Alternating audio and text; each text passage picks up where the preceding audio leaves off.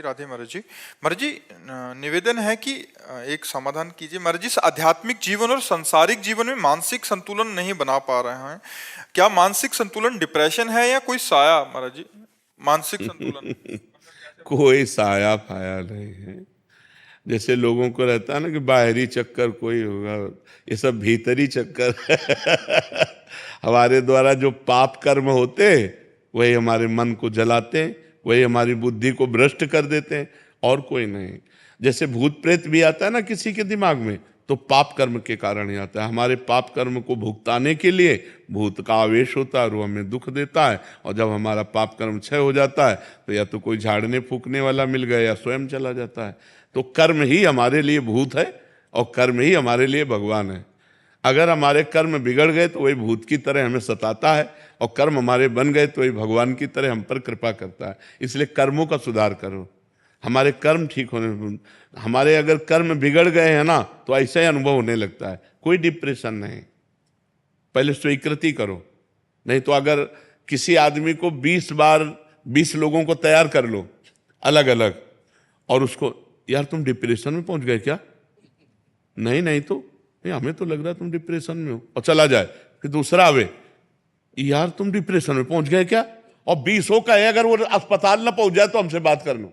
वो अस्पताल जाएगा और चेक करवाएगा कि मैं डिप्रेशन में हूं क्या, क्योंकि 20 लोगों ने कहा है। तो हम पहले कह रहे कि ये स्वीकृति करो कि मैं डिप्रेशन में नहीं हूं, ये स्वीकृति करो कि मेरे ऊपर भूत प्रेत का कोई साया नहीं, स्वीकृति से ही फंस गए हो, मेरे ऊपर भगवान की बड़ी कृपा है। और नाम जप करो, गंदे आचरण मत करो।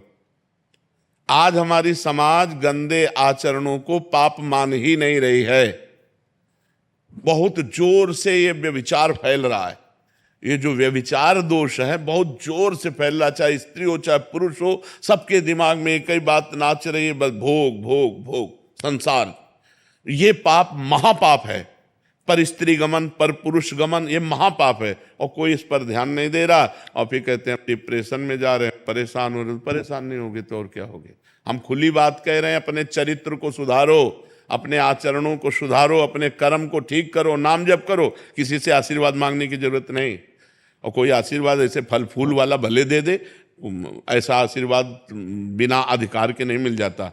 तुम्हें भजन करना पड़ेगा, तुम्हें अपने आचरण ठीक करने पड़ेंगे, तुम्हें तप करना पड़ेगा, तुम्हें पाप नष्ट करने पड़ेंगे। उपाय हम बता देते हैं। भगवान गीता में अर्जुन को क्या कहते? तुम्हें सहना पड़ेगा, तुम्हें मेरा भजन मन मना भव मद भक्तो माद्याजी माम नमस्कुरु। भगवान सामने खड़े हैं और कह रहे जब तक तुम ऐसा नहीं करोगे तब तक मेरे को नहीं जान सकते। सामने खड़े हैं महाराज। अनन्य चेता सत्यम, मेरा सतत चिंतन करो। अनन्य चिंतयन्तो माम, मेरा अनन्य चिंतन करो। भगवान बार बार कह रहे। तो हम जब भगवान कह रहे हैं तो हम लोग तो भगवान के दास हैं। सदगुरुदेव भगवान बड़ी जोरदार है विपक्ष, बहुत जोरदार। हाँ, विपक्ष तो जोरदार क्योंकि हमारे स्वामी का ही है, किसी और का है क्या? हमारे स्वामी। तो सोचो, जिसकी एक माया शक्ति इतनी जोर की है, उसकी कृपा शक्ति कितनी जोर की होगी। प्रभु पहले वो कहते थे, अब आप अरे अब ऐसे ऐसे ऐसे थोड़ी का बोला जाता है जैसे तुम मंत्र बोल दिए। मंत्र ही नहीं मिला तुम्हें, तभी तो दुर्दशा है। आप कभी मत बोलना। आप बता दो, वही करेंगे। हम तो रोज चिल्लाते ही रहते हैं। हम एक बात बताते हैं, दिल भर लगे ही तो रहते हैं, इसी में लगे रहते हैं कि भाई सुधरो, भाई सुधरो, मंगल हो तुम्हारा। राधा राधा जपो, राम राम जपो, कृष्ण कृष्ण जपो, हरि हरि जपो, जो मन आवे सो जपो, लेकिन जपो।